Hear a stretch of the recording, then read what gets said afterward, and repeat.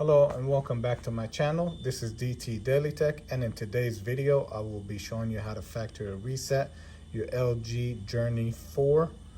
First, make sure that the phone is powered off.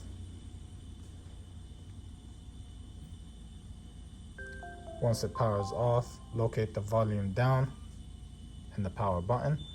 Press and hold both keys. Once the phone turns on, remove and press again the power button. Once you see this screen, release both buttons. Press yes by selecting the power. Scroll down, yes again.